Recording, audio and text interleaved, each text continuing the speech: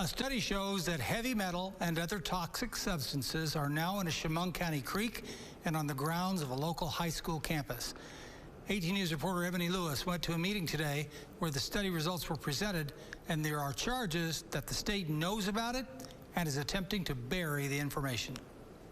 The environmental group showed data today that group members say New York Governor Kathy Hochul doesn't want out. The data shows that there is heavy metal and other toxins impacting farmlands and the Notre Dame High School campus. Evidence of the contamination was disclosed more than 40 years ago, and group members say nothing has been done about it. I'm not sure why it's taking this long. It's a mystery to me because it is an important issue as far as conservation and the environment, and it should be at the top of the list, but for some reason it just doesn't seem to be. Governor Hochul refuses to enforce the law against corporate polluters.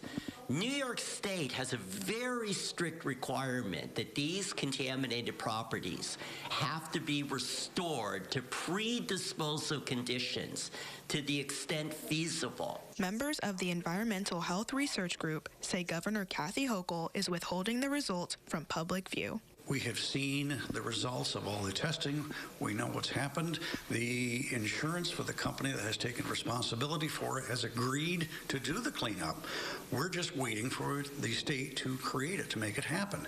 People are exposed to the pollution every single day for more than a decade. The contamination has been known to be migrating further and further away from the former typewriter factory that dumped all the pollution. It's been more than 40 years since that problem came to light. If Dan and Walter could say anything to Governor Hochul, they would say, it's frustrating only because we've, over the years, have learned to accept that, well, if it involves some form of government, it's going to take time. Well, unfortunately, that's a pretty weak excuse to say, well, you know, it takes a long time to get things done. Clean up all of the toxic contamination migrating from Chemung Creek onto residential properties, farmlands, and a major school without further delay. Now, what are you waiting for? All of the documents will be available at the Steele Memorial Library for anyone to come and read through. In Elmira, Ebony Lewis, 18 News.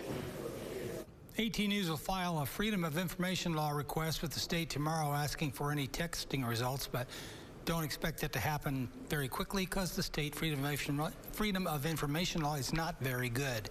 We'll have the testing results posted on our website, mytwintiers.com.